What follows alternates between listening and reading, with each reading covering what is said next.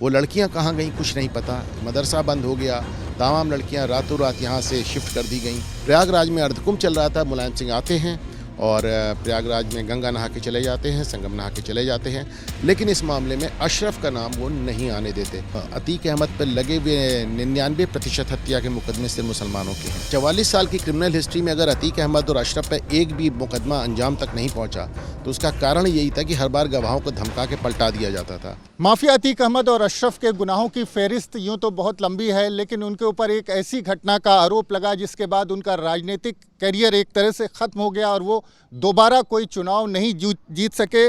और जिस तरह से खुद को मुस्लिमों का रहनुमा बताते हुए अतीक अहमद ने अपनी जो राजनीति है उसको एक तरह से परवान चढ़ाया था। तमाम जो क्षेत्र हैं वहाँ पर अतीक अहमद का अच्छा खासा समर्थन था, जो मुस्लिम डोमिनेटेड एरिया है। लेकिन प्रयागराज में 17 जनवरी 2007 को एक ऐसी घटना घटी थी जिसके बाद से एक तरह से जो मुस्लिम समुदाय है उसके एक बड़े तबके का समर्थन भी मिलना अतीक अहमद को बंद हो चुका था।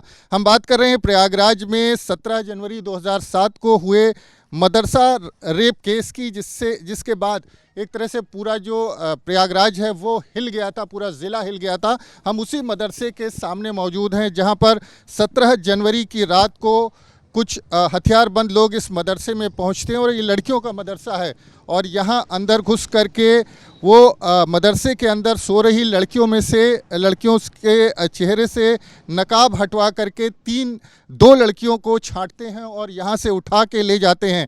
फिर उसके अगले दिन वो दोनों लड़कियाँ लहूलुहान हालत में इसी मदरसे के सामने मिलती हैं। यहाँ उनको छोड़ करके फेंक करके वो जो आरोपी थे वो भाग गए थे और ये बताया गया कि रात भर उन लड़कियों के साथ गैंग रेप हुआ है।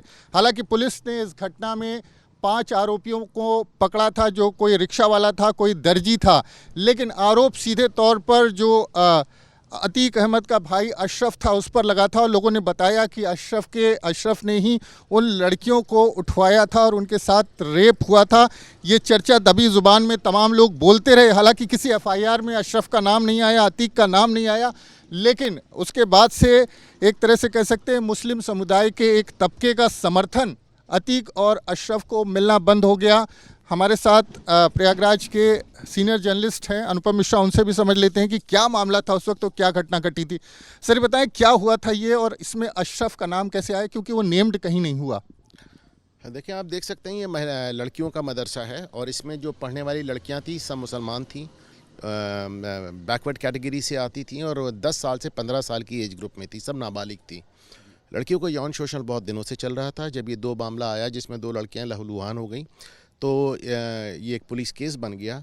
लेकिन इस एफआईआर की एक अजीब बात यह है कि इसमें बलात्कार या रेप जैसा कोई शब्द इस्तेमाल नहीं हुआ, वो धारा भी नहीं लगी, बल्कि इसे एक छेड़छाड़ जैसा मामला, उसमें वर्ड इस्तेमाल किया गया नोच घसोट का इसको मामला बना दिया गया। 5 लोगों को आरोपी बनाया गया, दर्जी, रिक्शे वाले जैसे लोगों को। वो सब बाद में बरी भी हो गए।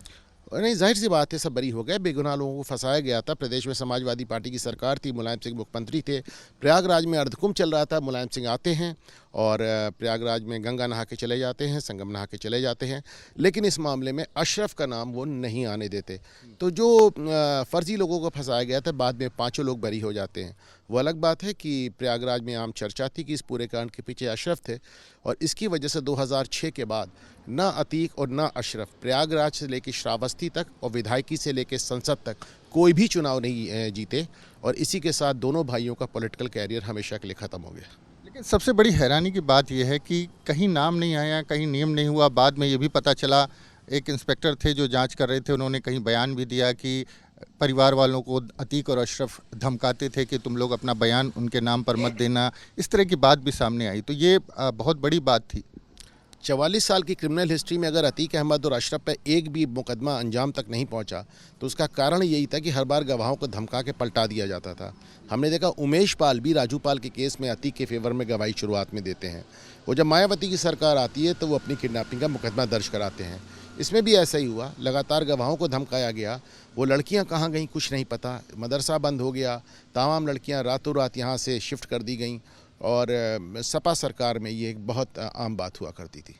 मुस्लिमों की रहनुमाई की दावा करते थे अतीक अहमद, और अतीक का जो पूरा परिवार है, अशरफ की बात करें, और इतना बड़ा आरोप लगा, वो उसके बाद से कहीं ना कहीं उनका एक तरह से कह सकते हैं कि जो राजनीतिक करियर है उसका पतन शुरू हो गया। राजू पाल, उमेश पाल जैसे आधा दर्जन हत्याकांडों को छोड़ दिया जाए मानवेन, तो अतीक अहमद पर लगे हुए 99% हत्या के मुकदमे सिर्फ मुसलमानों के हैं।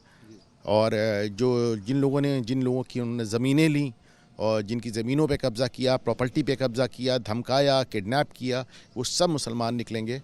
बल्कि हाल में आपने देखा है कि उनके सगे साड़ू के भाई जीशान ने ही FIR लिखा के अतीक के छोटे दूसरे नंबर के लड़के अली को जेल भिजवाया है। तो जिस तरह से तमाम जो मुस्लिम समाज के लोग हैं उनके शोषण का, उनके ऊपर जुल्म करने का आरोप अतीक अहमद पर लगा है, उसी कड़ी में ये मामला भी था जो अपने समय का बेहद सनसनीखेज और हैरान करने वाला मामला था। जिस तरह से इस मदरसे के अंदर से लड़कियों को उठाया गया, उनके साथ गैंग रेप किया गया और उसके बाद अगले दिन उनको यहाँ पर ला करके एक तरह से फेंक दिया गया। हालांकि इस पूरे मामले में जिस तरह से कार्रवाई होनी थी वो कार्रवाई नहीं हो देखने को मिली। लोग दबी ज़ुबान में नाम लेते रहे लेकिन कोई खुल करके सामने नहीं आया, और जो पीड़ित परिवार था वो भी उसके बाद एक तरह से गायब हो गया। तो अब जब अतीक और अशरफ की हत्या हो चुकी है तो एक बार फिर सवाल उठ रहे हैं कि आखिर ऐसे कितनी घटनाएं, ऐसी कितनी बड़ी वारदातें हैं जिनको इस गिरोह ने और इन लोगों ने अंजाम दिया था।